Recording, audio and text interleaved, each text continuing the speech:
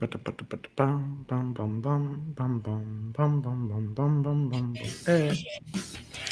Go, Remso. Welcome to the Chris Spangle Show. I am not Chris Spangle. I am your discount Mario Lopez, Remso W. Martinez. And today we're jumping into some crazy stuff. Maybe not crazy. Unless you think China's crazy. All that and more on today's Chris Spangle Show from the We Are Libertarians Network.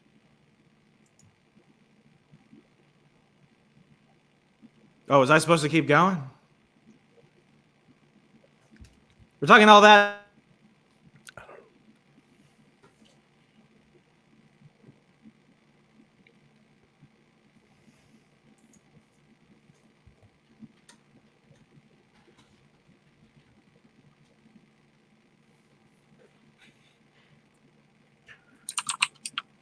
Nothing want to do is into the bumper. Let's see here.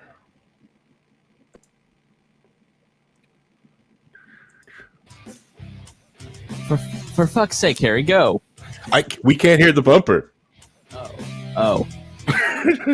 So yeah, all right. So small technical difficulties when we try to see. This is why we can't really coo Chris off his own show, because like a lot of times, like some of the tech stuff in the back end, that music crap that he does, that no one cares about, and none of us understand that well. So here we are. I'm like Mark Zuckerberg. I set it up to fail, so only I can fix it. So you Shit, he lives. So you fucks can't get rid of me. I'm off this week. I was at Podcast Movement till last night, and I just couldn't prep for the show. So they prepped for the show.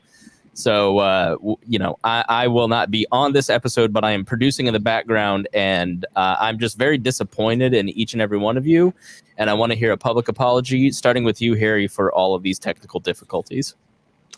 I'd like to apologize for allowing Spangle to have administrative access to all technical things. That is my fault. I probably need to spend more time for Wall so I can kick him out so he doesn't have that much power. So to the fans out there, it is my fault. I'm sorry. So like I said, let me finish the introduction of the show. Hi, my name is Harry Price, here on the Chris Spangle Shows. Yes, Chris is not here because he spent all night getting better for us, so it can make everything better and make great connections. So, but joining us here on the show today as we talk about why China is, that butt munch over there in the corner and why communist regimes fail, we also got, I'm going to introduce by seniority, so I'm going to introduce Remso Martinez. Remso. Hello, it's great to be everyone's token discount Antonio Banderas, especially when we get to talk about China, because everyone knows I'm a China expert, but I am today. I like the term discount Antonio Banderas. I think if I see you on Discord, that whatever changing your name to is discount Antonio Banderas. Yeah, I feel like it's more me. Bargain brand Mario Lopez. I mean, he's already cheapened, so who cares? Oh man, so. Yeah, so I'm bringing up the bargain brand. Let's bring up the person. Wow. Let's bring up from the thrift string bunch. You guys may have heard this voice before, but barely have seen his face from low key Wall. We'll bring out Vincent Cooper off the bench. Third string is an overstatement. I'm obviously the punter that had to play quarterback because everybody else got injured. Obviously. Kroger discount. No. That Safeway discount. Safeway. Safeway. Okay, you are so not. I'm here. It's more of, hey, we need you to do this show. I was like, okay, what is it about? I'll tell you at 10 o'clock the night before. Okay, I guess I'm here. Welcome to the Thunderdome. Okay, all right. If I'm honest, I did ask producer Paul first, but he apparently loves his family members more than us and would not delay his trip to go see his dad. So yes, I'll admit that. Okay, all right, that's fine. And I asked him afterwards. Okay, but his dad could come on. Well, sorry, not his dad, his grandpa. Yeah, his grandpa could come on. He's on a road trip with his mom because he's grandpa. Yeah, loves that side of his family more than he loves the Wall Network. But I'm sure he's going to listen to this episode and feel bad, which is okay. Because why did you talk about my family like that? Now they heard all this, and I have to explain it. Yeah, it's okay. It's okay. We much love for producer Paul. I think producer Paul doesn't get much love, but he does get a lot of love, especially with low key Wall fans. So Renzo, that impression had too much joy in your voice. that was just too energetic. I'm sorry. Let me think of genocide and do it again. Why did you have to say that in front of my family? Yes. Better, Yeah. much better, much better. Thank you. Yeah, that's the secondhand depression that you get from hanging out with Paul too much. Anyway, so like I said, welcome to the Christmas Spangle Show, and I wanted to talk about why China is that butthole in the corner. I can rant and rave about, well, communist regimes in China, like why things fail over all the time, because it's a lot of the content that I consume. My rabbit hole on the internet, what I go into a lot of the times, it can be very specific. I get into these manic modes where I just pick something up, I will stick into it, my teeth will pull into it, and it's something I will just concentrate on and just read about and just study about. I think one time I got stuck on space HVAC. I don't understand why my brain does this type of thing. It just does. Do you guys do that things, or is that just me? Am I the weird? Oh, no. I do it all the time, but for less important stuff like pop culture and anime or video games. For me recently, it's been jumping into like pre-American civilizations in North America, because apparently there's this whole movement of history of like who was here before the Native Americans. And once you get into that, then you get into aliens by default, and then you're getting into supernatural cosmic entities. So by the end of it, I'm just watching X-Files. Oh man, I'm just sorry. I got distracted by looking at the Facebook comments. How dare they? Anyways, You want to believe. Do we want to believe? Sometimes I feel like like when all right, so quick tangent. I apologize. I'm gonna do this real quick. It's Remso's fault, but then we'll just go back to the tangent. I wanted to You're say, welcome, Paul.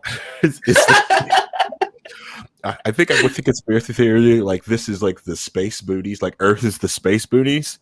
So when we see like UFOs and stuff like that, when they're quote unquote aliens that do come here, it's to hey, come look at these weirdos.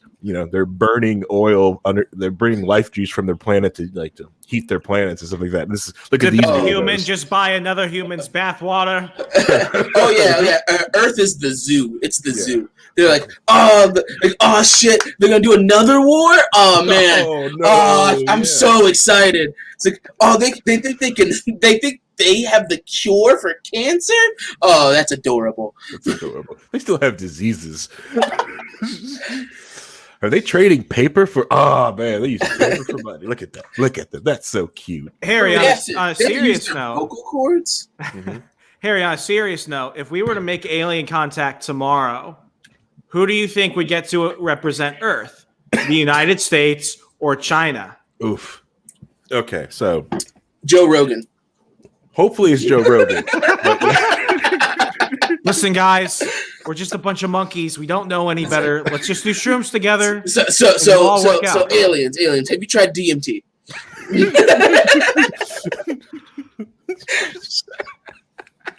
Oh god, I'm just seeing this alien with this blunt in his mouth, like, oh aliens. Anyways, yeah. Chris is somewhere. What have I done? What have I done? Who I've given the keys to the kingdom to? Anyway, so yes, yeah. So in a sense, you would say so if someone came to the planet and they're like, okay, so what country has the most people by population in control? They're obviously like the biggest empires. I should probably go talk to them. So yes, it would probably be either India or China, because they are countries which have over 1 billion people in it. Yes, they completely dwarf the United States with all 330 million of us estimate. Because it fluctuates, and who knows really how many people live in the U.S. So you got this massive like this organization called the CCP, even though they want to call themselves the CPC, but that is the plot trick here. If anyone really calls the Chinese Communist Party the CPC, they're a CCP shield. Don't you can listen to them, but understand with that grain of salt that they are a shield for the CCP. It's a all right. So one thing like communist regimes like to do is like to play with definitions of things, because if you can't define something and you're confused, good, you can't do anything about it because you're confused and you confused other people. So they are rebranding themselves. This is a rebranding effort that the CCP has done to because the whole world knows them as CCP. The CCP is like this communist, the Chinese Communist Party. This is what everyone knows, and also to put the little tag out there, is that when throughout the show, we'll mess up and we'll say like China or this. When we say that, we're really talking about the Chinese Communist Party, the ruling party. The people of China are great people. They're an amazing people. If you meet someone of Chinese descent in the United States or anywhere else in the world, they're awesome, amazing people. They will help you out. They're great people. But we are discussing, what we are hating on, is the CCP, the Chinese Communist Party. That is the corruption. That is the pain point of the Communist Party in China. So, where did this all start? Where did this all begin? The Chinese Communist Party started with a lot of interaction with the other gigantic Soviet communist regime, was from like the Soviet Union, and there was a small faction actually in China early on, in the 1920s in China, before they didn't really get that much power at the time. They were just a small political element, and how they gained power was when Japan's empire came through into China. When Japan took over China and most of Asia, but unless you had a good history teacher, you probably didn't know that, all this other things that happened in the Asian theater during World War II is that Japan. Well, here's what you learn about World War II in school. The Germans started to take over everybody, and America came in and won every battle every time, and it was entirely just us. Well, you're skipping over the most important part where Japan decided to show up and bring America into it, and that's the only other thing that you got wrong. Oh yeah, that everything else you just said correct, but you forgot the part where they're like, oh yeah, and then Japan caused America to jump involved. They messed around and found out what happens. There's a beautiful meme that I haven't seen in a couple years, but it's like these two little dioramas. It's like how how America sees World War II, and it's a big T-Rex fighting a bunch of little velociraptors. And then in the other one where it's like how World War II was actually fought, you see the T-Rex like in the far, far corner with a couple of little Japanese raptors. And then you see a whole army of raptors that say Russia attacking the one giant like Nazi T-Rex. And I'm like, wow, that's pretty accurate. Yeah. What do you mean? Yeah. America did everything. It's not like they really didn't do much. I was going to turn to the World War II show. Spangle's going to jump back in. We started talking too much about World War II. Here's where you went wrong. It's honestly like if you have to. I really think Spangle should probably do another episode of World War II called the World War II Book Report. Made easy for people and probably the most downloaded show by children, but that needs that book report done. But because he has just absorbed so much of that content.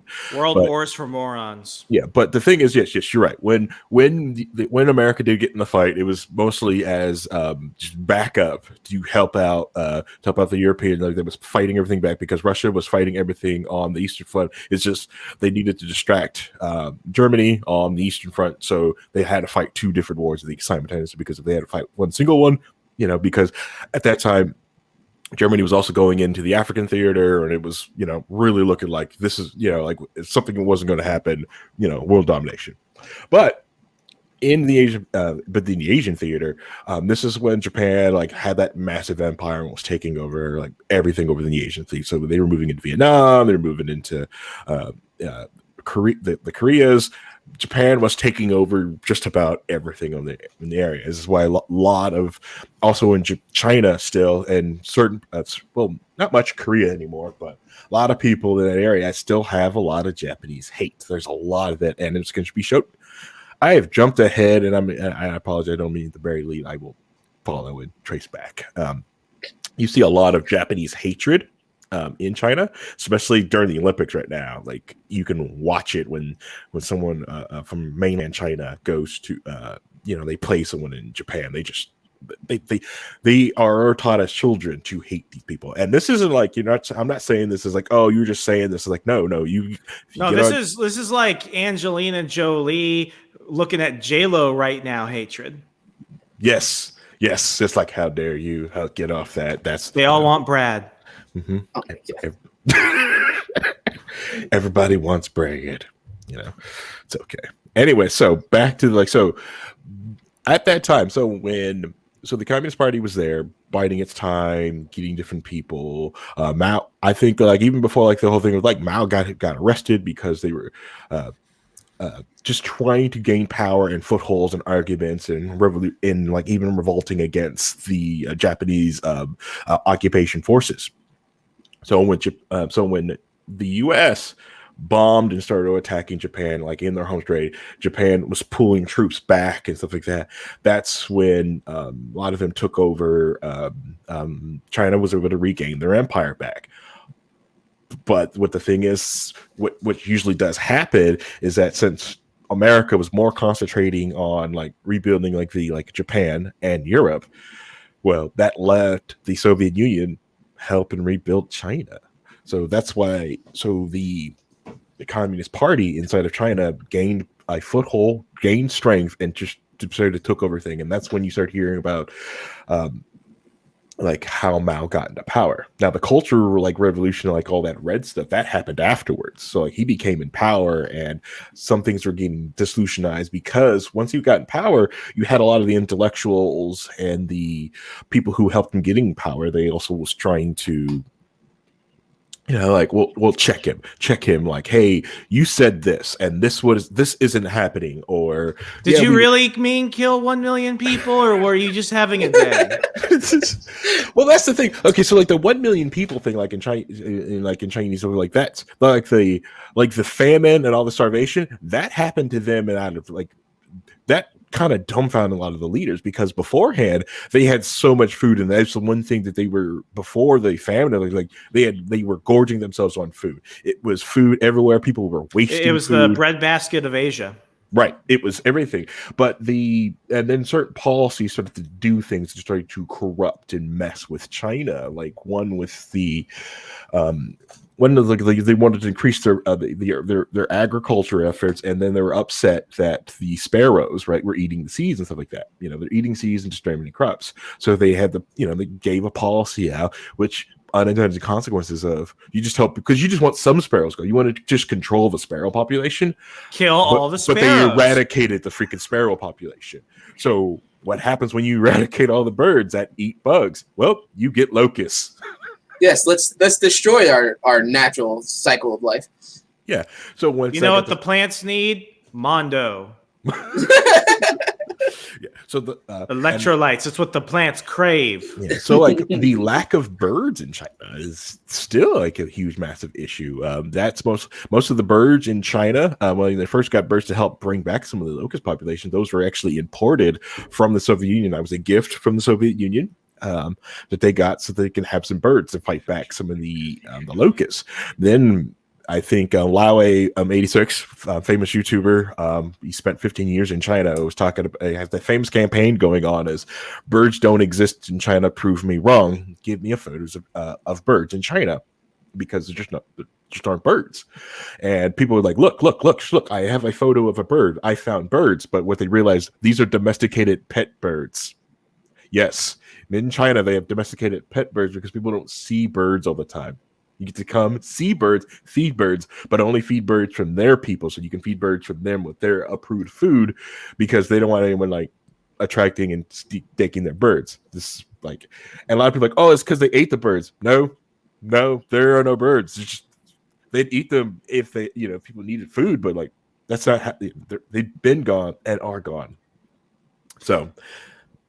Did you want to say something, Renzo? Oh, no, I was just going to say like a really great cultural like archive if you want to see like post World War II Chinese relations with the world is Fist of Fury of Bruce Lee, because Fist of Fury of Bruce Lee is all about all these colonial powers coming into China. I'm sorry, it's pre-World War II. So it's after World War I, it's pre-World War II. And what it basically shows is China as they're developing like this revolutionary fervor to push out the colonists, to push out the capitalists and everything else. And it's really a piece of propaganda. Like it's a classic Bruce Lee kung fu fighting film, but if you really like pay attention to the story, it's about a man fighting imperialism. And that film, when it came out in the 60s, it almost wasn't shown in Europe and North America. And that's why if you read the dubbed version, they take out a lot of the Chinese propaganda that's in there. Like in the Jet Li remake, Fist of Legend, they put a lot of it back in there. Like, for example, you have the term the sick man of Asia. That was a term given to them by the British. So throughout the film, and I think that version of the film takes place like days before the Japanese invade China. It's one of those situations where it's like this is a revolution that's based off economic inequality, that's based off racial inequality. It's all these things coming down. And I think the issue that we as Westerners have is that we want to go ahead and look at China through our view of history, but we don't want to understand where they have come from. And I'm not saying that, China's on the right side of stuff. I'm absolutely not saying that. But what I am saying is that what has happened over there has been happening for more and more years than just when Mao took over. It was always going to happen with or without him. And that's the troubling thing. It's one of those big energetic moments in history where it matters less about the person and it mattered more about the ideas that are being pushed out. That's the dangerous thing about it. Yeah, correct. Yeah. And I like you bring up the racial component, because a lot of people's like, well, what racial component is like, it has to do with a lot. There was massive racial size when it comes to China, because like the ruling class of China right now has to deal with it's the racial component. Like most people, when they see quote unquote a Chinese person on TV or something like that, they're seeing Han Chinese. That is like one of the main faction of China. But there are times in like that's why like this whole like when you're trying to explain to someone like, hey, these Uyghur Chinese, like Uyghur, what is that? What are you saying? It's like, this is a different racial sect inside of China that is being persecuted, just like one of the same way with the Tibetans or the what is it? Oh, God. Sorry, these Chinese words are like hard Taiwan. to pronounce. Taiwan's different. All right, so Taiwan is mainly political, because that's where I'm sorry, not Ho Chi Minh. That's where other guy, it's Mao and what's his name, Chiang Kai-shek. Chiang Kai-shek ran to Taiwan. Yeah, I learn words. So Shao Kahn, no. And the Lin Kuei came in. Okay, all right. Awful. Okay, all right. Let's stop Shaka that. Khan. Oh, Anyway, wait. so yes, so Taiwan. Why this is important? Why I feel like I'm going to jump to go this. I was going to explain. I plan on explaining Taiwan, because that's the main thing. Like, people have to understand what the hell Taiwan is, and if you're not Reinhold old, you have no idea why Taiwan has any. So if you're a millennial, most people don't understand what Taiwan is. That's not fair. He has an autographed Bible from the apostles. Yeah, it's fine. Okay. Oh man, he wasn't supposed to show you that yet. Anyways, You want to see the Holy Grail? Oh, you chose the wrong cup. Turns into dust. It goes back to the song, I will never drink with Reinhold again. But no. All right, so Taiwan. It's important because when the Communist Party was taking control, well, of course, if you have money and influence and you're massively like the 1%, you got the heck out. So, and that's what they did, because China did control Taiwan. But what happened was, when the communists were taking over, that made basically a coup of the government. They left mainland China and went to Taiwan. They took the Navy. They took a lot of the heads of like business, a lot of the people. So basically, if you're industrial, you knew how to build plants, you had an organization, you had money, you got out with them, and they went to Taiwan. And that's why Taiwan was such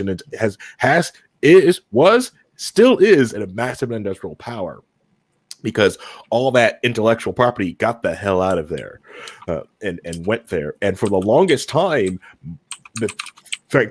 Ronald Reagan, Taiwan was considered like the official seat of government for China. That was China. The communist coup, wasn't recognized, and people sanctioned it and didn't recognize it for the simple fact of because of it was considered a coup. I'm not saying, and it wasn't really like U.S. Spangle's ridiculous thing in the chat. I don't know if you guys see that real quick, but like it wasn't that these people were good people. Like they weren't like, oh, these are the best, outstanding people of China. They were doing everything in China's best interest. No, they were corrupt and awful. Okay. There's a reason why the communists did like people like Ernest Hemingway sat down and Martha Gellhorn, who was his third wife, they were writing, I forget who it was for at the time, but they went to post-revolutionary China as Chiang Kai-shek was like really on the outs as he's about to really run to Taiwan at this point. And they're talking to him. And then later on the afternoon, after they had dinner with him, and they're like, that guy's kind of odd. They got basically like not kidnapped, but they basically got pulled away by some communist operatives from Mao. And what they were basically trying to do was they were trying to pull information from Hemingway and Gellhorn. And at that point, they start basically saying, you might not like us, but Chiang Kai-shek, all those gifts he gave you at dinner, all the stuff that his wife gave you, yeah, those were made by blind child orphans. You want to see them? And they would go and take them to basically like these slave camps where like these disabled children were basically creating weapons and stuff for Chiang Kai-shek's resistance. Mm-hmm. And it was one of those situations where, and I do not know, I can kind of say it like, Hemingway had a lot of communist sympathies, but at that point, he went back and he was just like, maybe the best thing for the United States to do and for the world to do is just to stay out of this one, because no good is going to come from either of these people being in charge. Correct. Yeah. Yeah, and allow the people inside those countries to see that pain, feel that pain, and try to revolt on their own, and because everyone wants that peaceful evolution, but like it eventually does happen. You can only like circle the wagons on your 1% for so long until that 99% really realizes like, wait a minute, like we're all suffering and you're not. There's an issue here, and some people eventually learn that bricks will break alike because, it's that whole of that human communication interactions. Like, well, I don't want to be about. Granted, my 1% group is in control, but we also do realize that eventually, we should probably this is bad, and there's only so much you can do. Yeah, but anyways, yeah, and that's how Taiwan got its place, and it was like this seat of power. So everyone would recognize just like Taiwan as it, not because they were the best, just because, one, suppressing communism's growth around the globe, and just the simple fact of how Mao was also treating his people. And because it wasn't that people were going inside of China, recording information and getting things out constantly. This is just what happened. People, especially the propaganda thing, the U.S. was in there also to pull out because one was like, look, this is what communism does. So they were the anti-communism propaganda. It was there too, and heavily on, because if you look at a lot of the stuff like Bruce Lee films, I will tell you that it almost feels like it wasn't because it's like that double-edged sword is like they didn't really want to show a lot of Bruce Lee films here in the United States early on. Was it one because it was a Chinese man as the main lead of a show? Could Western audience really like this, or is it because most of his movies were so laden with Chinese propaganda that they didn't want to really release it here in the U.S.? It's both, and I mean certainly he was the first leading man who was Asian in American cinema. That's just it. But I have seen the original version of Fist of Fury, for example. I've seen the American dubbed version. They've got different dubbings where it's like what was allowed by censors in Europe and North America, and then what was just kind of done as direct translations. And when some of that stuff happens, a lot gets lost in context, because it's also really weird, because it's like, oh wait, these communists are filming movies now. Mm-hmm. And, it's also really strange because there's a scene in Fist of Fury where Bruce Lee is fighting who is essentially big British imperialism. This dude with a big handlebar mustache, and he's a bare knuckle boxer, and he beats the shit out of Bruce Lee, and Bruce Lee eventually beats him. But, we still see that now. One of my favorite action films is a series called Wolf Warrior. You can watch Wolf Warrior. No, seriously, Wolf Warrior 3 is on Hulu. And Wolf Warrior is basically post 9/11 Chinese propaganda. It's Chinese propaganda moving against American imperialism around the world. And, I know we're going to get to this later, but, the big schism that American media just doesn't talk about is China and Africa. Well, Wolf Warrior 3 is about Wolf Warrior, who has basically left the Chinese military. So he goes to basically be like a bodyguard or something for the small business in a fictional African country. And what happens is a whole bunch of American mercenaries come in and try and overthrow the government. And Wolf Warrior and the Chinese Navy have to reinstill control. And in the film, at the very end, you see Wolf Warrior leading like a whole camp of refugees. And what he does, because they can't tell if he's the enemy or not, he gets a Chinese flag, wraps it around his arm, and holds it. So it's like straight up Maoist propaganda where you see him riding on a tank with this giant Chinese flag hanging off his arm. And then you see a bunch of these fictional African soldiers who are like, oh no, put your guns down. It's the Chinese. And they're all like screaming. And at the very end of the film, there's a series of texts that come down. It's like, this film is for all Chinese living overseas. Know that your government will never abandon you. And I'm watching this film and I'm like, what the hell? And what's crazy is to legitimize it, they pay American actors who are popular in the United States to be the bad guys in this film. So do either of you know Frank Grillo, who played Crossbones in Captain America? Mm-hmm. Yeah. He was also the guy from 2 of the Purge movies. He plays a guy named Big Daddy in the film. And Big Daddy always has a freaking M16 and a glass of scotch and a cigar. And he's just the most evil American guy ever. And during their fight for for all the marbles, Big Daddy has Wolf Warrior down on his back. He's trying to plunge a knife into his neck. And he literally says, your people will always be lesser than me. And the Wolf Warrior kicks him, spoiler alert, kicks him and throws a knife in Big Daddy's neck. And Wolf Warrior says, that's ancient history. Now, that's in the Chinese version. If you read the American dub, he doesn't say you people will always be inferior to me. He says, people like you will always be inferior to people like me. More like, I'm big and I'm willing to kill anyone who's possible, and you value life, and therefore you're always going to lose. That's the American censor.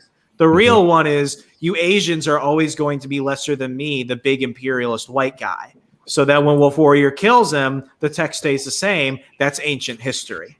And then the rest is there. So I'm watching this film, and it's a genuinely good action movie if you just watch it as that. But other than that, it's straight Chinese propaganda. I'm sitting on the couch. I'm like, Hulu, how'd you let this through? Oh my god. Yeah. Yeah. I recommend. Well, obviously it's because Hulu's owned by Disney. So. Oh yeah, we love you, Disney. Seriously, Wolf Warrior 3 on Hulu. Watch it tonight. All right, so now Remso dealing out the homework for the episode. But no, yes, watching Wolf Warrior will also let you understand, because we have to go into that too, because the CCP, modern day CCP, has been conducting what they call Wolf Warrior diplomacy. Yeah, so it's the exact same style, and this is where it derives from, watching this circle of propaganda. Oh, this makes so much sense now. I didn't even know that part. The movie, so perfect. The movie created this thing called Wolf Warrior propaganda, so be aggressive like that. So this is what we have jumped history, but it is okay. We're all over the place. It's okay. We are. That's ancient history. Anyway, so jumping, what is it? 80 years of China's history. Mao comes to power, and then Wolf Warrior 3 on Hulu. Just jump. Let's just jump real quick. Nothing in the middle. Nothing in the middle. Oh, yeah, nothing happened then. That stuff never happened. Anyway, so because there's several different points that Remso just touched on, and I want to touch on. You gotta untie that knot. All right, because this is what China actually does. It's like that Wolf Warrior diplomacy. So what they were trying to do is to come after and talk big, brash, and basically try to almost bully the other countries. Like, look, we are awesome, we are amazing, and they do this to smaller countries just to see what they can get away with. Like And they've done it to different countries in the Asia Pacific. Now they have messed with three different countries like this, and they've had two different things. Like they've done this with the Philippines, and the Philippines, they've had different elections, and their modern president was sitting there said he was trying to push back, but COVID has weakened his stance, which is unfortunate. We're talking about Duarte? Yeah, in the Philippines. And then he was famous for saying that, I'm going to I'll get on a jet ski and I'll go fight, I'll go fight China myself, He also said he has the cure for gayness. Okay. Not a hero. Not a hero.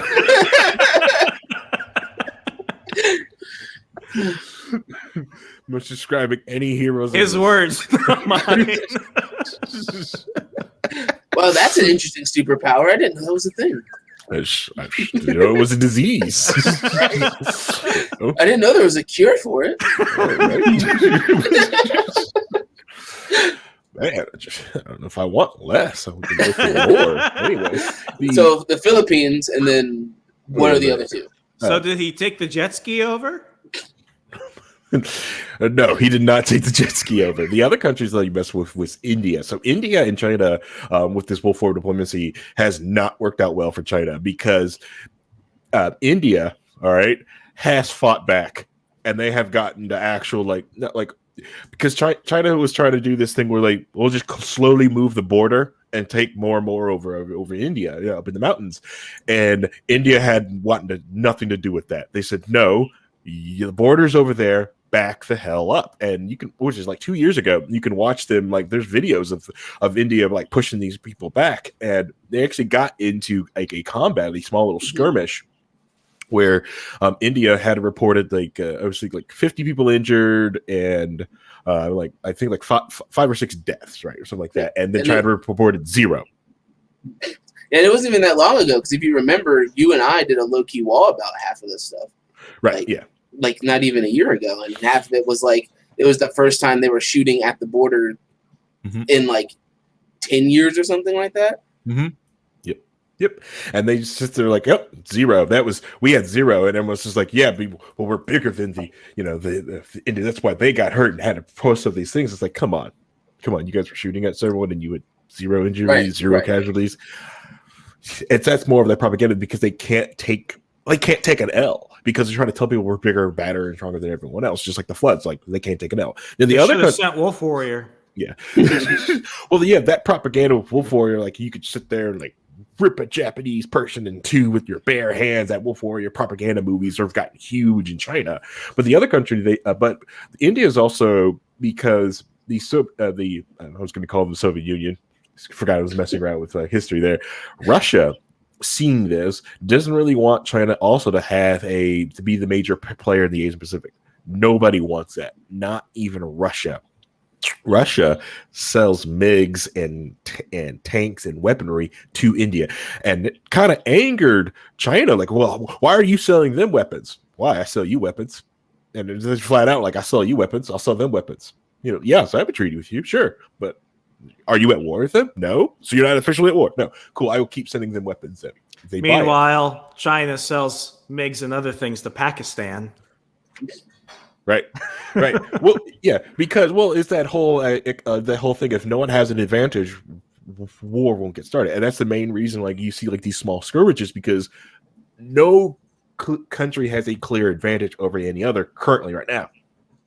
Because, everyone was well, China has a land advantage, yes, but moving that many troops is very, very difficult in the way that, satellites, and they don't really have the GPS. A lot of people rely on U.S. GPS satellites, and that's why China's space program has been very patient, wanting to do their own space program to put their own GPS satellites out there, for the simple fact of everyone relies on the U.S. and European GPS satellites. This is what everyone uses. So you're moving that many troops and using GPS. Well, you're using our satellites.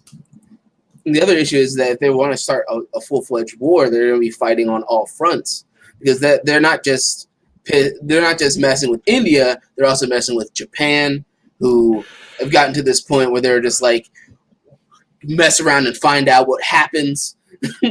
They're also getting Australia pissed off, who is like their main trade partners, and Australia is getting to this point where their prime minister is like, I don't care what China has to say, and I don't care if they want our help or anything. If they don't stop with this bull, I don't care about them anymore. Right. Oh, especially post-COVID. Like I lived in Queensland for 2 years, like right after 9/11, 2003, 2005. And I always saw the Australians, they're not pacifists, but they're largely pacifistic in their foreign policy, except when you look at like the invasion of East Timor because they thought they were going to take over the Western territories. Then they get there, they're like, oh shit, we started a war. And now it's like, look what you've done to us economically. Look what you've done to us in terms of the international influence space and everything else. It's like, this is unforgivable. So me watching this from a lot of my Australian friends who I can pick up on the news from, it's one of those moments where I'm like, well, I certainly didn't see this coming. I mean, you poke a bear enough, then the bear will attack you eventually. Yeah, now they're like, fuck around and find out, mate. Yeah, and that's the bear that they keep poking is Japan. See, Japan, they keep poking Japan and pushing Japan back and going into Japanese waters. It's just since World War II, and then the Japanese Constitution is they can't have an offensive like military. They don't have one. They have a defensive one. They have a defense, so they can, if they're attacked or like that. And China keeps poking them indirectly and directly. One, by pushing their fishing territories into Japan and encroaching on their fishing territories. They like to build these things, these artificial islands. You can look this up. These artificial islands, where they build these artificial islands and then claim ownership of the artificial islands. And with international law, you own 200 miles out of your territory island. And that's why that's what's so important. Like, they're like, well, you can't really build military bases on this. No, you can't. But you own the waters 200 miles outside of an island. So you build an island, you unearth land, right? And you claim it because it's new land. You get 200, so you can park your warship and everything like that because it becomes your water. You can do everything you want to it. So China hasn't really parked, like they had like small warships out there, but only after they put their fishing vessels. So when it's Japan's like defense fleet was like, hey, you're not supposed to be this far in, because they do it anyways. Anyway, so they have been poking Japan, and Japan's actually almost at the breaking point. Their former prime minister had to step down because he was sick of cancer, and they had basically had the new chosen prime minister. He even came in like, hey, like if China keeps messing with us, we're going to change our constitution and get an offensive military. Right. Which China was just holding warships just right outside of Japanese waters for like, I think it was like 200 days in a row. They just sat there doing nothing. They just was just trying to flex. And so, yeah, we got this. What are you going to do about it? And Japan is like, do you really want to know what we're going to do about this? Like, we've just been making anime and manga, but if you want us to, we will go back to our old ways. I remember in 2015 when one of their first sand islands really became visible to U.S. satellites. You had a Navy carrier send some jets out to basically surveil it, and they got contacted by some Chinese warships. And it was like a South Park episode. They were screaming, "It's like, this is China! Go away!" And it's just like, yeah, this is international water. You can't be here. And they're like, "This is ours now. Go away!" And it's just like, oh shit, like. Mm-hmm.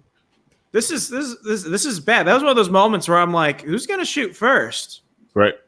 Because you don't want to be the first. Yeah, because for some reason, like the U.S. news won't we will not like cover any of this, at least in the light that like, look, no, these people are being the a-holes in the situation.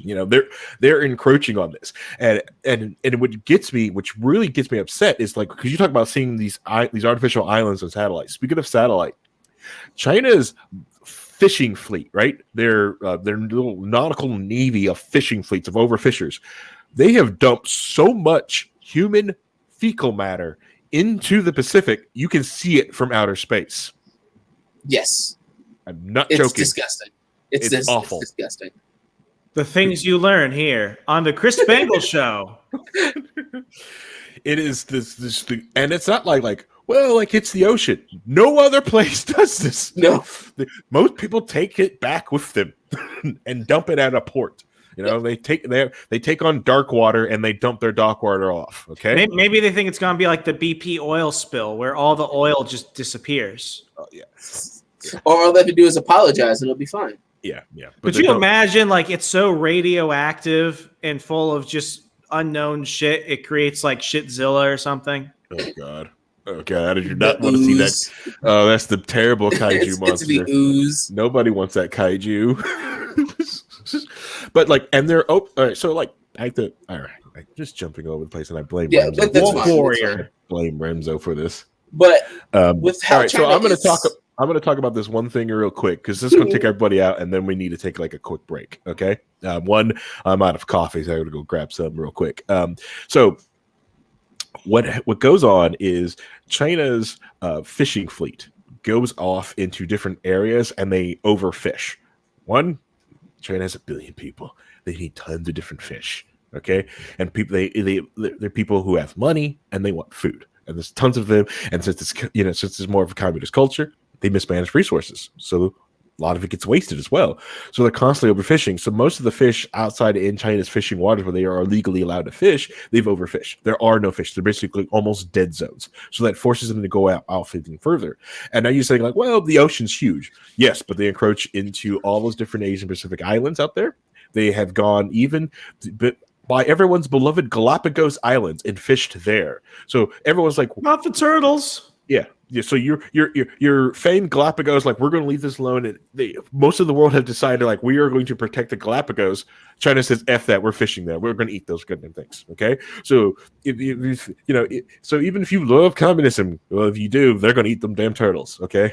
All right. It's going to be awful. And this wolf warrior tactic, they do that to, they go into African countries, bully them, right? And because their fishing vessels, right, they have CCP members on their fishing vessels, so they're not technically military ships, but technically military ships. So you can't fire upon them or anything like that because you're firing upon the Chinese government. And they try to bully smaller countries because they're like, they can't do anything. And when we talk about it after we're going to take a break here in a bit, is the Belt and Road Initiative. So if you're indebted to the Chinese government for the Belt and Road Initiative, you also use that to influence so they can fish in your waters and overfish your waters. So like these ancestral fishing waters, which some African countries have been fishing in for like thousands of years, nope, we'll overfish those and drain you with fish too. So, all right, let's go ahead and take a quick break. All right. I don't know if producer, we don't have producer Paul, so producer Spangle. If you want to, we don't hear the bumper, so I don't know if you're hitting the break or not. Dun, dun, dun, dun, dun, dun, dun, dun, dun. So I assume okay. So we're on the break now. Yeah. Sweet. You get your coffee. You get your coffee. I mean, I don't have any coffee right now, or I would.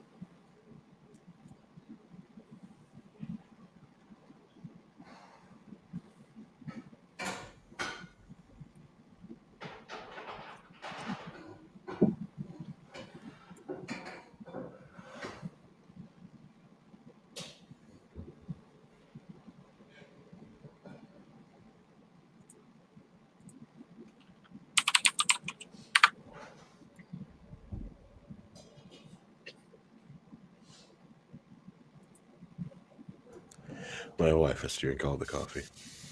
Oh, There's no more coffee. there is no more coffee. The pain. Yeah, you guys ready to come back? Let's do it. Yep.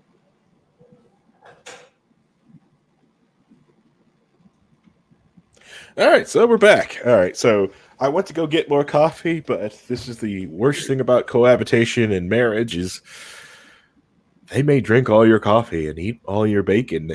Now, granted, she made the bacon. I made the coffee that would. She drank all that. So I've got a funny story for you, Harry. So I've wanted to keep more focus on my blood pressure. So people watching the video version will be able to see I got myself a little fitness tracker to keep track of that stuff because I'm getting older.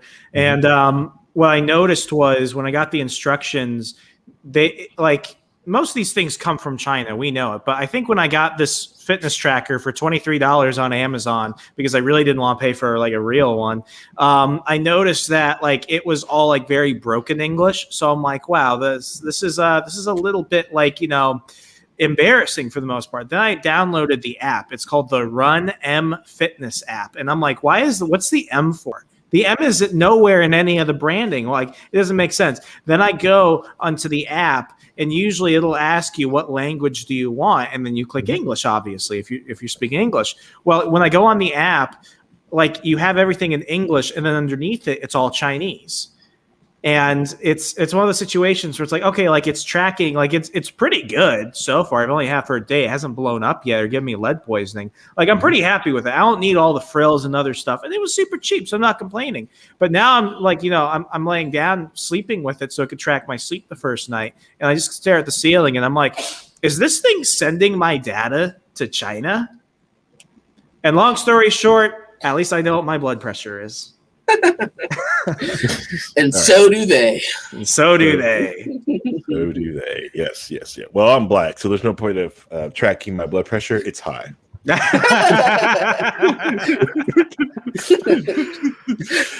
they're just like, I was like, do you want your blood pressure? Or I can just write black person and we can just skip that step. I'm like, yeah, just write black person. It's okay. I'm mixed race. They just roll a d20, and if it's odds, it's high. If it's evens, it's low. Oh yeah. Which I do. All right. So like, I really do need to like watch my blood pressure more often. I do like. Would you like the link to the Chinese fitness app? God no. No. This is. It was only $23, Harry. It was only $23. This is a Samsung household. Okay. Let me download it on my Huawei app. My Huawei phone. Oh man. Straight from Alibaba. Rest in peace, Jack Ma, wherever you are. I hope you're doing okay. Rest in power, King. Oh God, damn. Is he alive?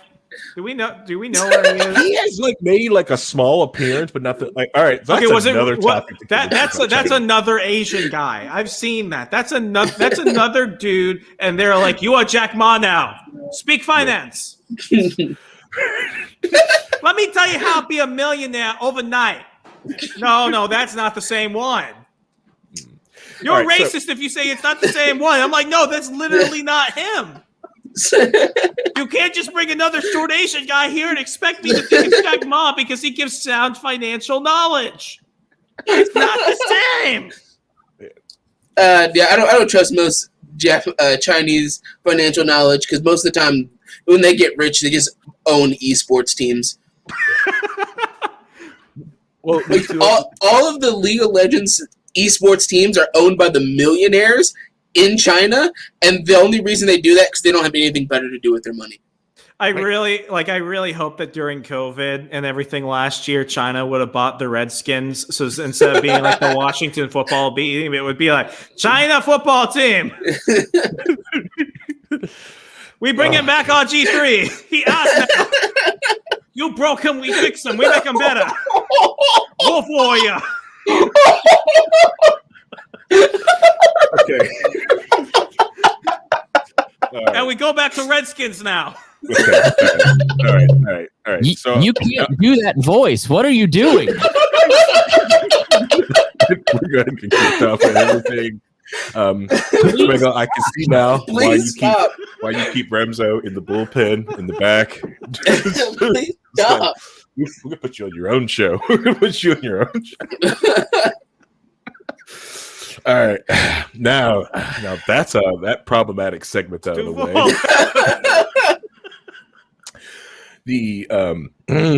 What was I? All right, so yes, a lot of those like Chinese documents like that, they're sending your info. I'm a quarter Korean. I can get away with it. So they're sending your information back to the government because a lot of people don't understand if you have a. Why does China want to know my blood pressure though? Well, not really your blood pressure. A lot of those electronics, like I'm guessing, it doesn't do it. It doesn't talk to the internet on its own. It uses something else to talk to the internet, like your phone, right? Yeah. So it takes information from that too. Mm-hmm. So they pulls information from there. It also pulls GPS information where you are, where you're like that. So you've got this thing. Let's say you just started like, thank you for walking around and running around a military base. We appreciate it. Yeah. Or and now they know what to send you on Wish. Oh. I can get a Rolex for $2.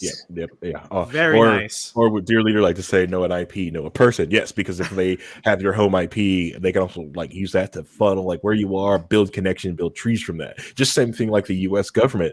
The U.S. government likes to collect your data too to find out what you're doing. That's why like the demonization of like quote unquote the dark web and not using Tor is so. They try to demonize it. It's like they're not demonizing it because it's all bad things on the dark web. It's just more of we don't know what you're doing there, so it's bad. Don't go there; it's bad. It's like it's bad. I've been trying to like think about making like a. All right, so this is bad. I'm doing it again. I'm talking about because I was talking about doing the VPN episode. Warrior. I've been also wanting to do the episode on like how to make a how to make a quote unquote dark web website. Like make one for your house. Like this is how you do it. This is how you do it. This would be great. Show other people how to do this thing, but. Chris, you got mad because of my voice, and now Harry's talking about pretty much criminal activity. Whoa. That's not criminal. That's not criminal. The only thing I said has been criminal. Yeah. Math and knowledge isn't criminal. This is what's going on out there. All right. So China. Wolf Warrior. So China. There's just a lot to unpack here, and not a lot of time to do it. Because I'm just feel like just data dumping. You have to understand what's going on here. But where we left off was the Belt and Road Initiative. At first, I was kind of skeptical.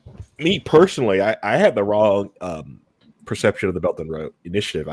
I thought really we could probably at that point get China to open up. I like the idea they were doing special economic zones, and I really felt like China, like the pool on the Communist Party of China was moving down. Like it was they were trying to become bigger players on the international stage.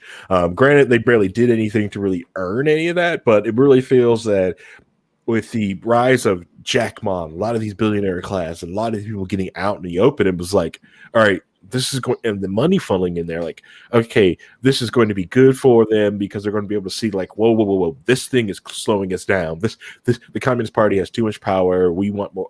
They're moving into Hong Kong. They want the liberalism of the rest of the Western world, like the Western world has it, but with an Eastern spin.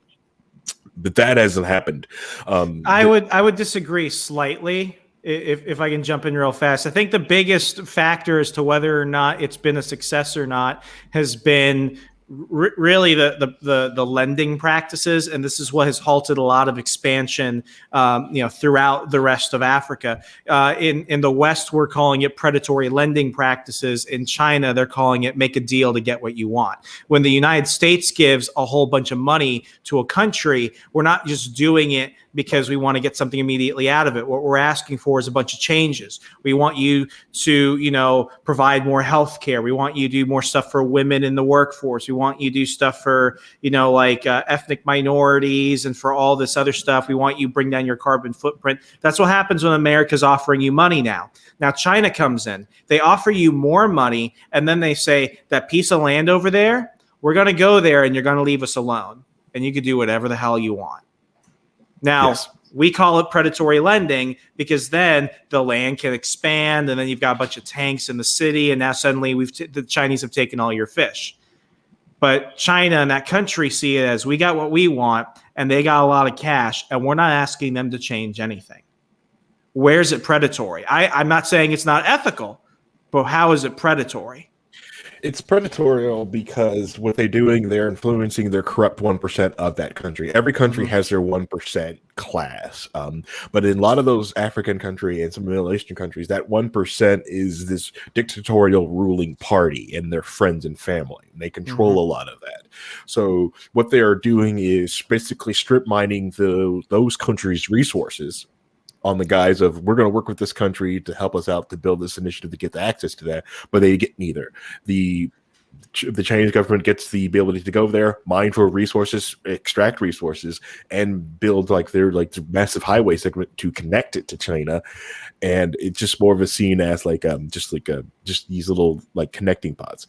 And with the And if the government really doesn't like pay back in time, or they can't afford their interest payments, well, they continuously keep extracting more and more things from that country, and they don't even get jobs from this country. So they actually make the country even more poor because they take over these massive swaths of land, and they actually put barbed wire fences up in some cases, and it's basically people who are they're Chinese people pass this barbed wire fence. They're doing all the construction. It's basically a big piece of hunk of your country has turned into China, and you were sold out by your ruling class. That's the funny thing about going back to Wolf Warrior 3. Like when you see the Chinese expatriates out in this fictional African country, they're not running like 7-Elevens and dry cleaners. Like it's like this entire area is just Chinese, like middle working class business leaders who are employing all these poor fictional Africans who would have never had anything otherwise. And then when you have this giant Chinese carrier at their port, what are they doing? They're only bringing in humanitarian supplies. They're only building schools and bridges. Now, what's crazy is like I don't know if it was in like Djibouti or somewhere else, but this one country in like North Africa, they wanted China to actually build them a bridge. China built them like this giant interstate highway in like a year. And it is phenomenal when you look at how big it is and what it's done for them. So like China will do that, but then it's like how were they able to make it so fast? We look at that here in the United States. It's like, well, did the contractors and the subcontractors to get paid? Did they take land? Did they take land? Did they do everything environmentally friendly? China's like, you want the bridge? When do you want it by? Okay, here's your bridge. Don't ask questions. Yeah, don't ask questions. So there's a big cost benefit to the situation. So that's why when they say predatory lending, it's like if you know what you're getting out of it, and if you know what the cost of the deal is, that's your fault. That's not predatory. It's predatory on the aspect of like the other working class people in that country has no say in that thing. Like, yes, you're like, well, they can vote. Like, yeah, a lot of those countries that voting does nothing. It can get you killed. It's like voting in North Korea. Kim Jong-un gets 100% of the vote every time. Well, 99.9%. 99.9. Yeah, some people. He voted for his opponent just to make his opponent feel better. Yeah, then that person gets executed. But thank you for competing. Now die. Oh, goddamn it! Stop. It has to be 99% because he has to show how humble he is by saying that he didn't get 100% of the votes. Yeah, there's choice. Totally. But yeah, those people, and that's predatory on that aspect because it's basically their ruling class selling them out and moving out. But who are we to offer money at the same time and then demand so many changes? Because what we're doing is, not we, the U.S., what they're trying to do, they believe to do, is that if they give up this much cash, that those people will take that money and then try to do better inside of that country to help people out. It's the idea of trying to get it done without doing conflict, to make someone's life easier and better without the all like blood and guts and like the shooting and the rampant, to get them to peacefully evolve into something better. It's not predatory because like they can choose to stay as is or they can take this thing. It's more of like incentivizing.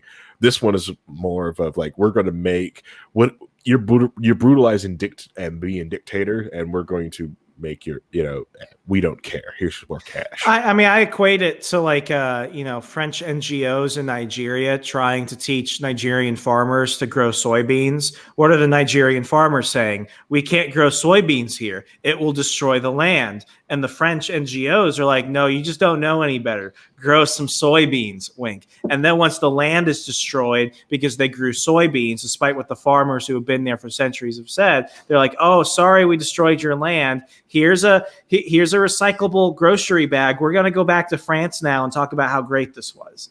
I think that's part of the ignorance. And I don't necessarily know if it's ignorance or just outright negligence for a lot of Western NGOs. And this is not in defense of China. But, it's like, 20 plus years trying to establish liberal democracy in Iraq. Maybe they just don't want it. Maybe it's just not going to work. And when we keep trying to instill this Americanization, I'm not saying that, we have solutions that are better than other places. I'd argue that we do. But when it comes to this, it's like it's not coming through the most effective ways. If it comes from the top down and not from the ground up, of course they're going to go to China because China's not asking much and they're offering more money. Mm-hmm.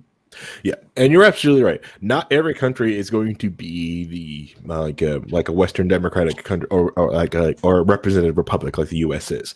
I mean, I would That argue is- that Rwanda is one of the most like successful African countries, especially coming out of the Rwandan genocide. They're one of the most developed. They're one of the most competitive. They get no credit for that because we look at their growth, and because they're still not up to like an American level, we think, oh, they have so much room to grow. They've grown a lot in 3 decades. Yep. They also, now don't get me wrong, they also have a very good relationship with the United States. I'm not saying we haven't played a positive factor in that. I think we have. But, you know, that had to come through reconstructing a country in which the current president, and people have criticisms of Paul Mugabe. You know, I think I got his name wrong. I think his name is something else. But either way, like they have criticisms because he's been in power ever since. But it's also like, you know, there aren't like massive like you know, death squads in the street or something like that. Like he's nowhere near an African dictator. Right. Yeah. And a lot of which we do see, especially like in South Africa. South Africa is basically is almost on the verge of becoming Paul a failed Kagame, state. that's his name, Paul Kagame. Yeah. But you're absolutely right, because as you even see here in the US, some people they like authoritarian like regimes. They like it. They like it. They want it. They want to fit in, and they want to be told what to do. This is part of the human condition. Some people want this thing. Easier that way. Yeah, and I think like with the U.S., I think like Remso's probably hitting on something. Like I think the best thing the U.S. could do with their money is to make the U.S. better and make it easier for people to come here. I think that want that people who are yearning to free and want to break away from those regimes, we made it easier to get the hell out. I think you might be hitting on something. I think probably both are. I think you've changed my mind. Like, yeah, both seem predatory. You know, because you're basically just enticing to get someone to do something. Even like one's just has the best of intentions, but when you put artificial money into like any type of economy, you basically steal from the people who are there trying to become entrepreneurs inside that country. Yeah, then now play devil's advocate against my own point. Like, you know, I think people, and I use some of the terms like American imperialism and stuff like that. Like there is a distinct difference.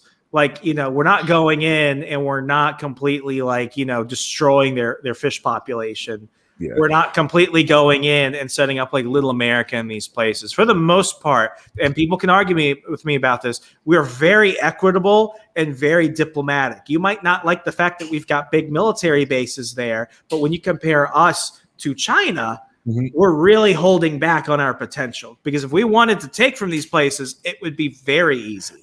And that's one of my criticisms of Donald Trump, was not selling statehood to different countries. I'm so mad. I'm so mad he didn't take Greenland by force. No, sold it to the people of Greenland. Like, listen, you want to become a state? This is what you get. There you go. The great deal maker failed.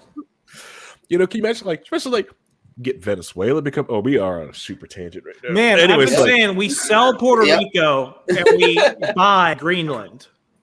Right. Sell Puerto Rico. Make Puerto Rico McDonald's Island or Marriott Island. Let me get back to China. Amazon Island. But before I get back to China, I want to discredit France real quick, because France is asshole. France is one of the biggest asshole European countries out there. Yes, they may have pulled out of colonization of Europe. They are still taking money from African countries because they get first rights of all mineral things that they pull from there. Fuck France. Every time someone I bring up how France is, everything, fuck them. Sorry, I swore, but like, oh my god, F France. Anyways, Tell me how you really feel. So China, Wolf Warrior. So the Belt and Road Initiative uses the same thing with the Belt and Road Initiative. Like they've also been moving into this thing called pharmaceutical or vaccine diplomacy, and using the Belt and Road for it to move around their quote unquote vaccine. Because don't forget, like J&J, Pfizer, Moderna are not the only vaccines out there on the market for this thing. China has their own. Now their efficacy and their effectiveness. I mean, wouldn't you expect? According to China, it's very good. Wouldn't you expect the people that created it to also be the people that could cure it? Well. That's we don't know if. Oh, I'm sorry. How about we look at where it started, Wuhan, and let's see where in Wuhan will we go for the source? Maybe the coronavirus lab. Maybe we should start Tell there. that to the Umbrella Corporation, the T virus. I'm not saying I haven't seen Raccoon City in a while, but I haven't seen it in a while. There it is. Oh man! All right. Remso just went full Chris Redfield, punching boulders and stuff. You know. Anyways, we don't know that for a fact. If that it started that, it is just seems. We should ask them though. We should go to Wuhan on a wall-sponsored trip and go to the coronavirus lab and ask them, "Did you guys create COVID?" All right, so tangent number 32. There's not in Chinese propaganda when people talk about China, they will say this thing like if there was any in the chat, like because like they would see this thing and see me talk about this, right? That China would have said something like, well, come here and look at this. Come here and look at how dare you say that? Come here, look at what we have and say this. And there are some of these things which are from the Chinese translation are called white monkeys. So they take Westerners to come to China. They pay them tons of money to go around. That sounds racist. To come around into China and to show different things about China. Like, look, what are you talking about? There's no genocide here. There's no forced labor camps here. Look at Wuhan. Look how nice it is. This is what this has.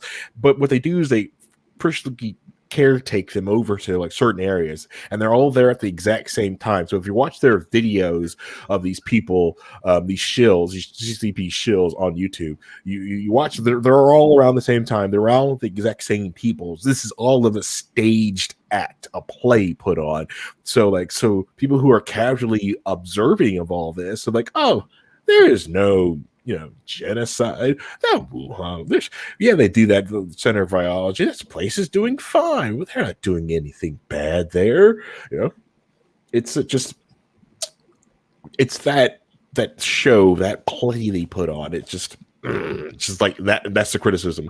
Come here, show like, which most Americans like. Fine, I'll go there. I'll bring my cameras. And when some Americans do that, they try to get there and showcase things. They get their cameras destroyed, they get deported, or they get disappeared. There are people who went over who went to China because they said, "Come here, look at this," or have been disappeared. Haven't seen them ever since. Right. ADV China's podcast, when they went there to their the tour of northern China, they're missing 2 people. They have not seen. They have no idea where they are.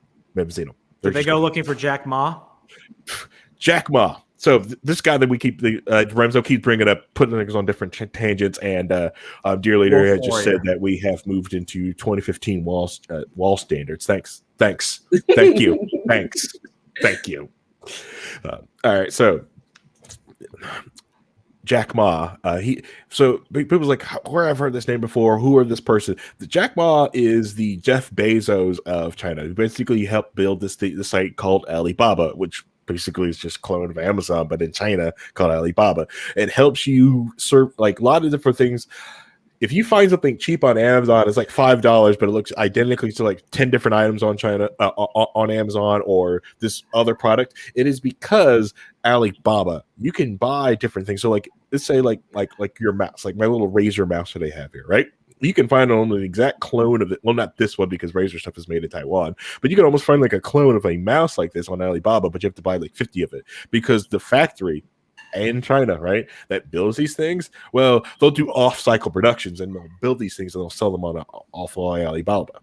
So you can get almost the exact same product with a lot less quality controlled on it.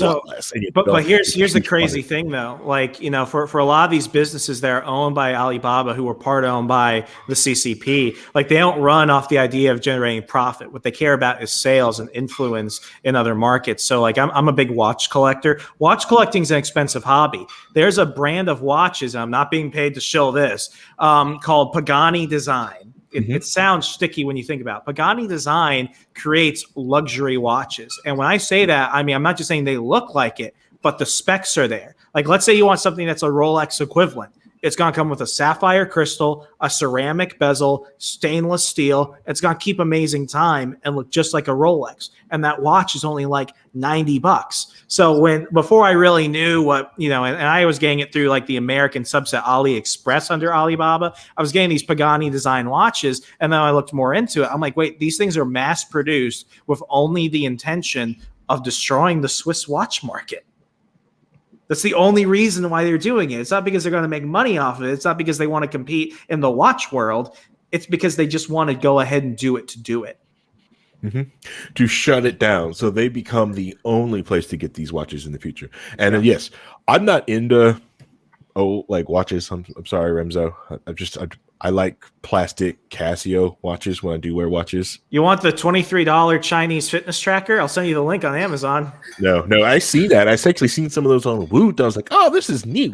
Why is it so cheap? Oh, China. Oh, nope, pulling out. And another good example is that China likes to make a lot of in the gaming world. If the game isn't owned by Tencent, they like to make a lot of games that are similar and put it on mobile, and then it pulls down all the other games that are like that. So now a game that is big and popular is now a clone of a clone of a clone of a clone of a clone. Unless Tencent owns it. Is it like why there are so many different versions of Candy Crush and stuff like that? Yeah. All the versions of Candy Crush, all the different versions of Diablo. Mm-hmm. They have all those the mobile Diablo clones, and they're like a clone of a clone of a clone of a clone, and they all look the same, but they're there just to lower the market down, so that way once their big companies decide to release something that's connected to it, that gets all the eyes on it. So Tencent owns League of Legends, which is the biggest esport currently running. So they own Riot Games, who makes League of Legends. So they have all this money and backing into this game that they care so much about, to the point where during the lockdown and the quarantine, when they're supposed to have their world championship, they were like, we're just going to bring all the best players to China. We're going to section off an area, put all the best players across the world to China, and we're going to do it in China, because this means it makes us so much money to have this running in China. Was there able to follow any of it going on? How did their bubble do? Did their bubble get broken like the NBA, NFL, and? Oh yeah, like that they had a. Well, the thing is that you don't know because they didn't talk about it, but it was a very tight, small bubble, to the point where they had all these markets that they had already sold for last year, but because they couldn't do it, they actually changed everything to this year, and then had a closed off, sectioned off tournament last year. So then China, for the first time ever, has the championship 2 years in a row. When normally it goes from Europe to America to all over the world. Okay. Yeah. I never knew that. Yeah. That's wild. Yeah, it's because most people's most league like that, they did their bubbles. Most of their bubbles were popped. Even the NHL one, which I thought the NHL bubble was going to be impervious. No one could beat this bubble because they put it in Canada, a very cold swat of Canada, out in rural Canada.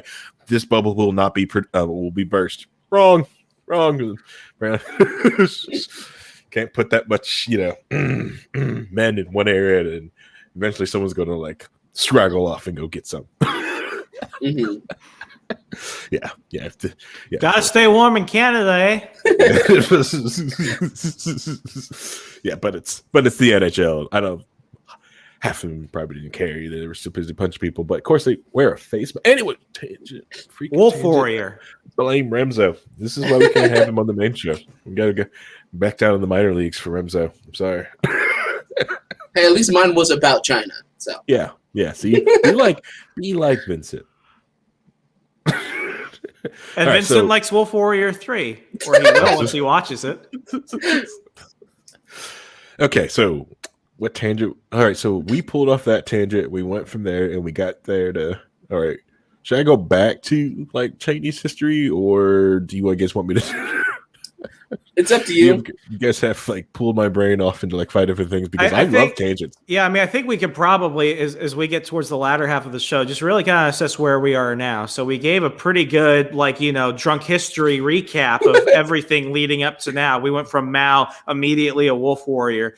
But, right now, I think when I was in Washington, D.C., there are really two teams in terms of who controls the media and who controls think tanks in terms of that underhanded influence. It's not outright, but it's always something where it's like we're going to leverage our cash and our influence, so when we need it, we got it. And really, it was Saudi Arabia versus Qatar. There's an amazing documentary on YouTube called Blood Money. I think it had some other subtitle, but basically it talks about the secret war for influence in DC for nonprofits and think tanks and stuff like that between Saudi Arabia and Qatar. And what you could very easily do, and I'll say this, like when I was at the Washington Times, we were Team Qatar. We were literally running ads in print and on our website for Qatar. And other places were doing it to bring people, to Saudi Arabian-owned, energy businesses and stuff like that, because there's no tourism for that regard. And then eventually you'd find Dubai, Kuwait, that type of thing. But really, it's Saudi Arabia, Qatar, and with them, what they do is they will bring journalists and researchers and stuff on trips to network, and they'll show you how great their country is. A lot of countries do it, but with Qatar and Saudi Arabia, it's really heavy. With China, what they started opening, and this is the one thing I really did appreciate from the Trump administration, China was teaming up with Ivy League colleges to open up Confucius centers. Do you know what Confucius centers are? Confucius centers are basically Chinese Chinese think tanks that are supposed to create relations with other countries. So they're research based, but what they really are is they're an outward representation of essentially Chinese propaganda. And what these Confucius centers were doing is they were hosting these events and stuff, and they were basically grooming reporters from many TV networks and other very popular publications to essentially write pro-China pieces. And then what they would do is they'd be like, oh, we read your piece. That's awesome. How about you come and be a speaker and we'll pay double your speaking fee? Well, I don't have a speaking fee. Okay, pick a number and we'll double it. So Trump was actually like, this is like we found people who were spies. We found people who were trying to steal information from the colleges that they're based at. So Trump was basically like, we're not giving any public funding to that. And in some cases, we're going to outwardly shut them down if we catch spies here. But these Confucius centers are all over the country. They're all over the world. I think in the U.S. they're dwindling, but that was a big issue. And I mean, I've read some of the stuff that they were putting out there. At one point, they were holding a seminar that was streamed online regarding what truth is in an era of fake news. So what they're doing is they're taking something that's relevant to us, and then they're throwing the Chinese spin on there. And what they basically said was, it's not unethical if a news organization publishes a story that is factually wrong, but it leads to better results in the long term for greater society. And you had American reporters like, oh, yeah, that makes sense. And then the rest of us look at that and we're like, no, your job is to tell the truth and report the facts and tell us what's going on. It's not to shape a narrative in order to deliver a result that you want. Now, this goes off on a whole thing, but I think the issue that some people have is some narrow, I'll call it narrow-mindedness. We're not going to get into a shooting war of China. It's going to be a war of will. And because of how our government is set up, where every 2 years we change who's in charge of multiple branches, and every 4 years we change who our president is, we go through a lot of that uncertainty. And to a large degree, that's what makes a lot of countries scared of us, because of that uncertainty, because they don't know who's going to be in charge. Like to go from Obama to Trump to then back to Biden, I mean, who could have really predicted that? But with China, because they don't have that, and because they have such an ironclad control of their government and their country, they can play a long game. Mm-hmm. And they will, when it comes to a test of wills, theirs in terms of just a long-term plan and the means to achieve that is something that is going to be a constant challenge for us as we really decide whether or not we're going to continue to be a global influence. All right. See, Wolf Warrior.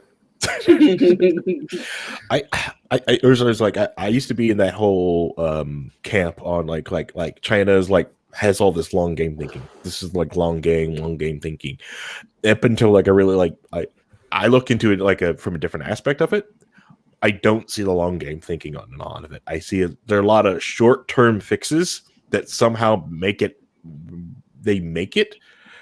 but they're all short term fixes. There's a huge amount of corruption inside of there. So like, and I think everyone's long term fix to most of them is to get the money that they're making and get the heck out of China. And that's what you see a lot of their 1%ers are doing. That's why like the whole like Tencent and buying property like and stuff like that, they're getting the heck out. A lot of Chinese millionaires and like their millionaire class have bought property in the US and other countries so they can get citizenship and get some of their family and that cash out of there.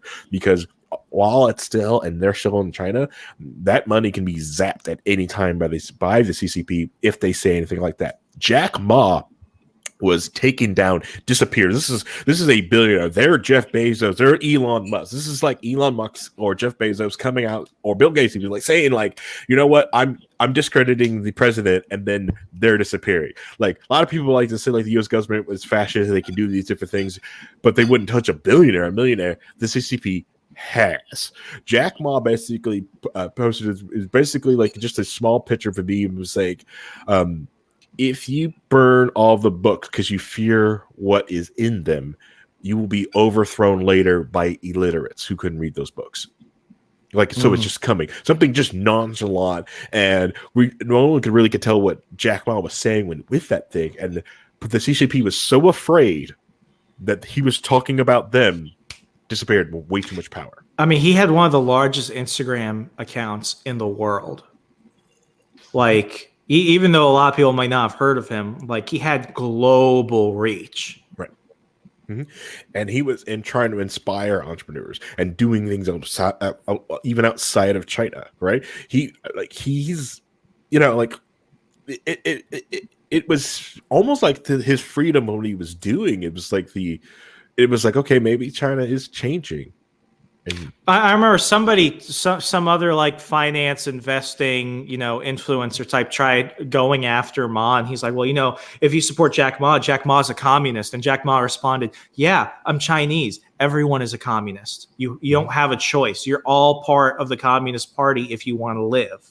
Mm-hmm. And that's all he had to say. Yep.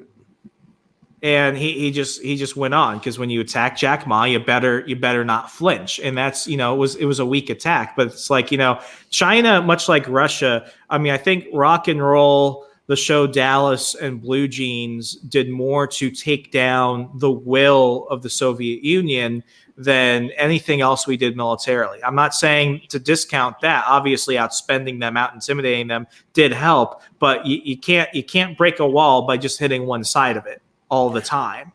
Correct. There was a lot of those cracks of things coming in and coming out.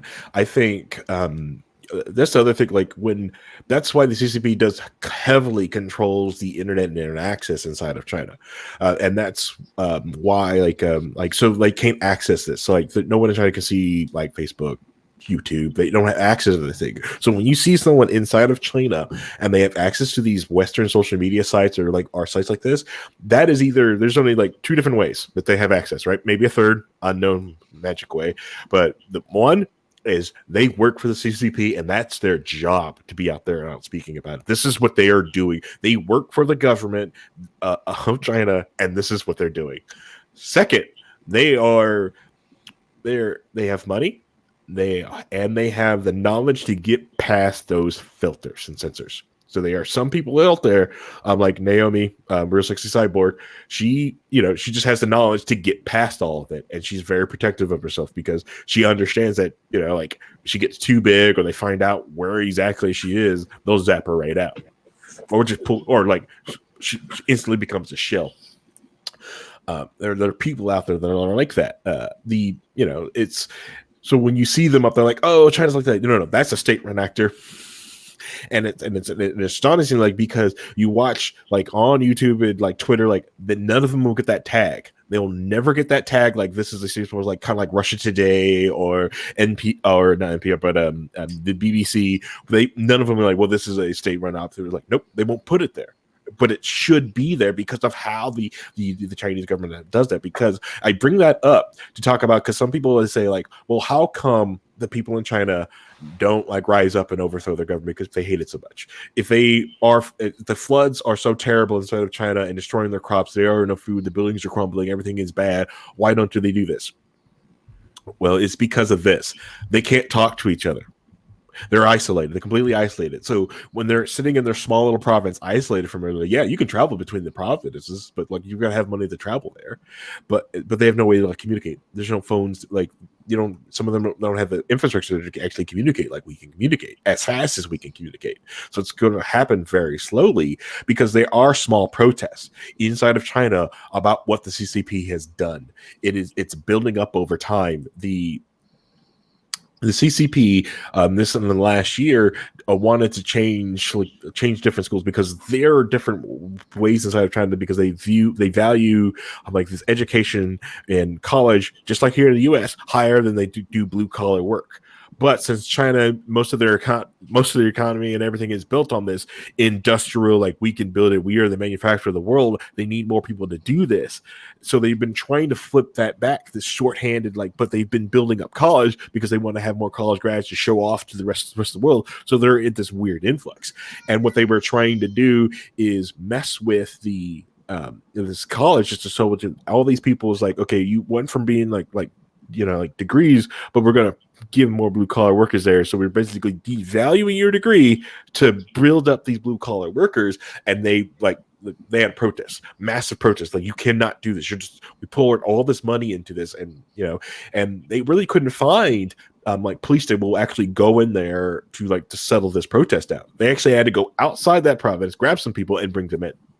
I think the future is China in a large part. And when I say that, I'm not saying the CCP. I'm not even saying that's going to be something that results directly from the action of the Chinese government. I think largely what we're going to see is a rise in Chinese expatriates overseas that have a large access to capital, as well as good relationships with the West, as well as with the CCP. And they're going to basically be the unintended leaders of where China goes internationally, because it's why China, for the most part, is largely capitalistic in a broad sense to that degree. And they know that, with the world changing, China has never been so fixed to orthodoxy that they're not willing to change what they believe in order to justify the actions they take. Now, at the same time, we're also dealing with the government that said, okay, Christians, here's your new Bible. And it was a Bible that was censored and re-edited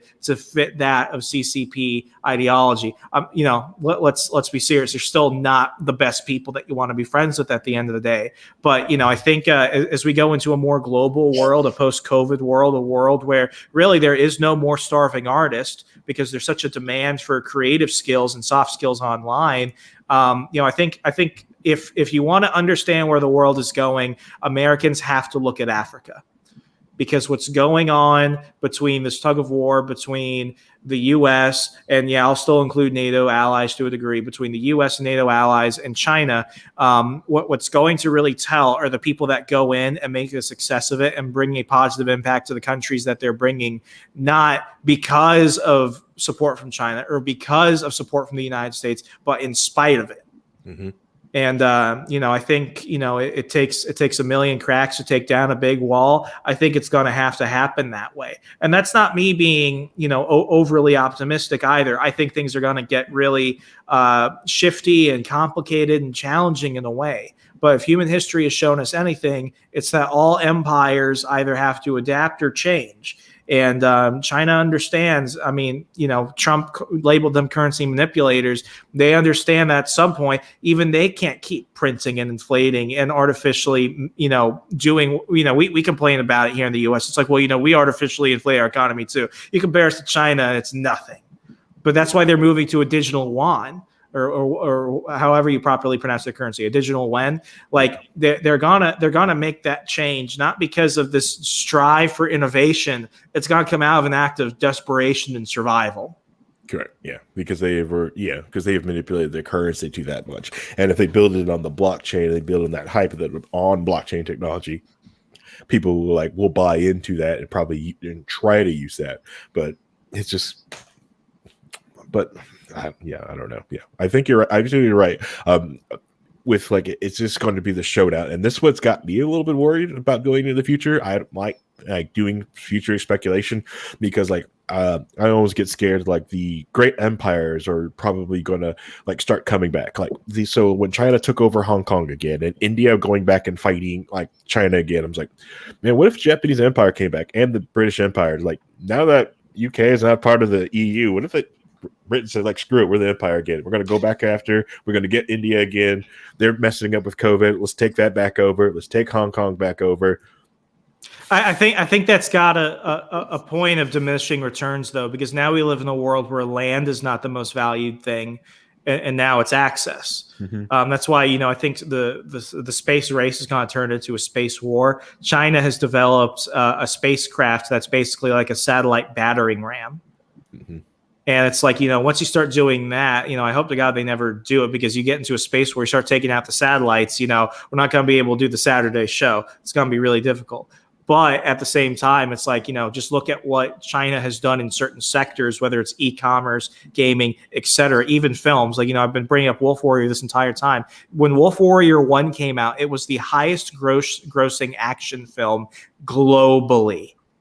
And it only had access in China and some parts of East Asia and Africa. They didn't even need the American market for that. Usually it's China and the American market that are the biggest driver for ticket sales for movies. Yet Wolf Warrior did that without that. They made more money than the entire Fast and Furious franchise combined.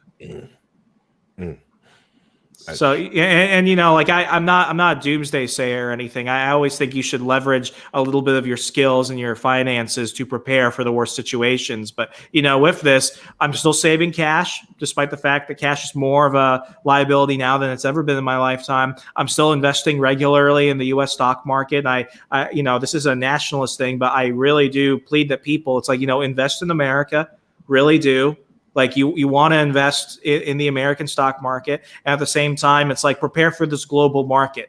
At one point when I was a freelance copywriter, I wasn't the best in the world, but I had a constant flow of clients coming globally. I did website design and copywriting for clients in Australia, Malaysia, India, Tunisia, which was crazy, Mexico, Canada, Switzerland, because when you throw a net out to this giant global economy, you're going to be able to get clients. It's an abundance mindset.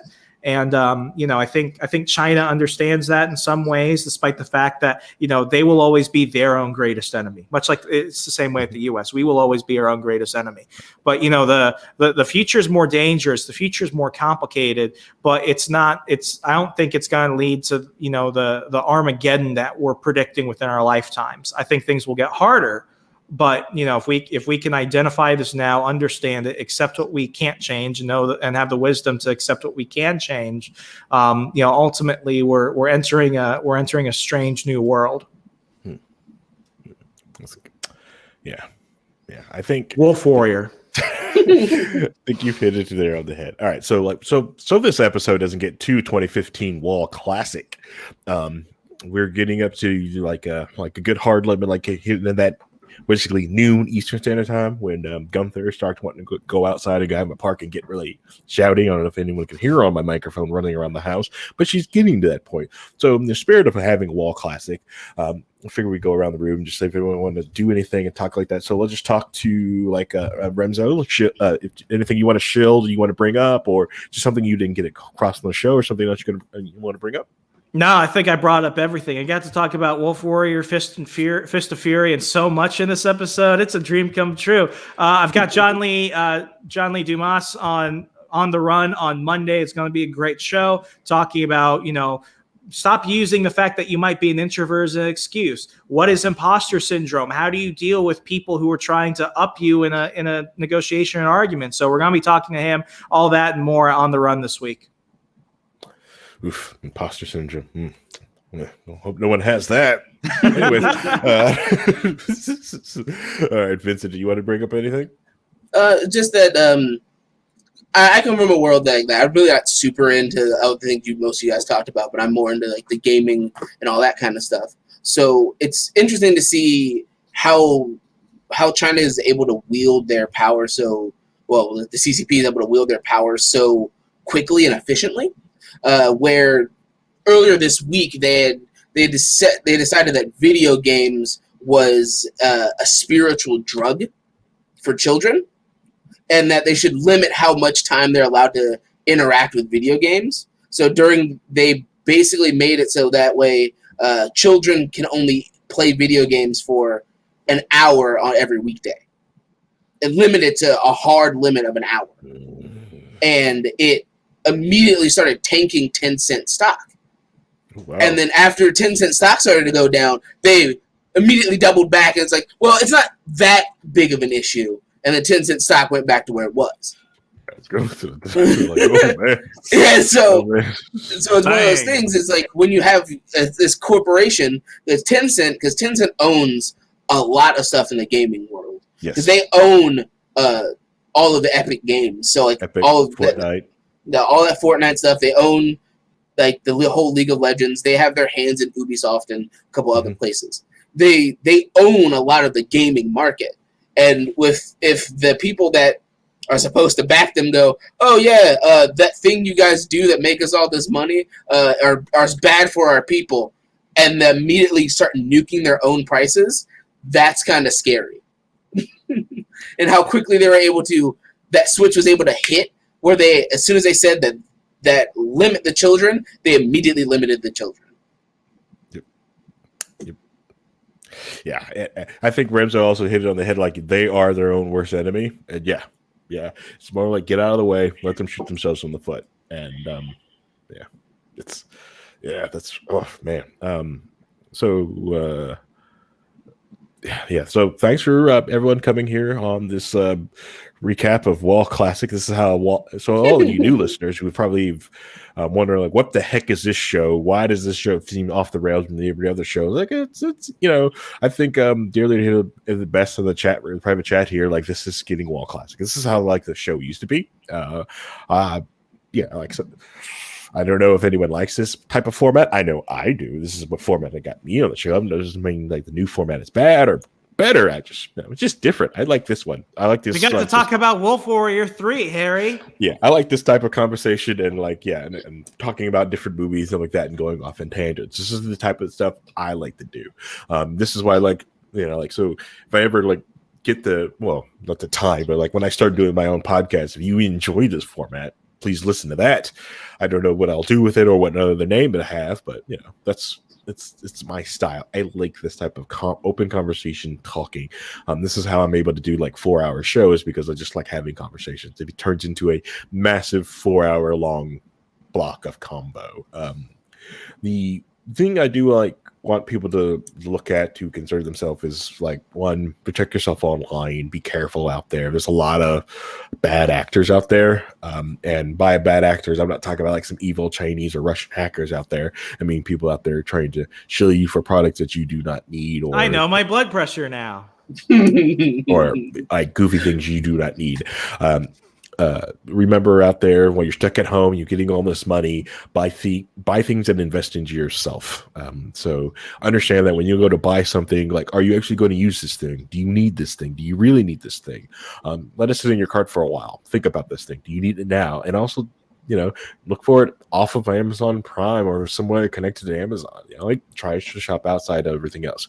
Also, Alibaba. Yeah, which is my favorite thing to do, is I've got this extension that what it does is simply takes the price of the item I want to buy and produces it to my hourly wage. So I instantly know how many hours of my day I have to work to earn this item, and then it instantly will change whether you really need that thing. So if you want a 72-inch TV, but you put it in, you realize you have to work for 3 whole freaking days for this 4K 70-inch TV. Do you really want it? No.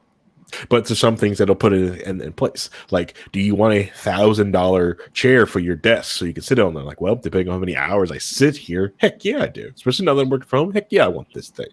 But get a good chair. Don't get a crappy gaming chair from Alibaba, which has been just spray painted and repainted. Don't buy that. Don't buy that. That's junk. Anyways, thanks for tuning in and listening to this episode of the Chris Spangle Show. You could have been listening to anything else in the world, but you decided to listen to this podcast, and for that, I thank you. So, dear leader's looking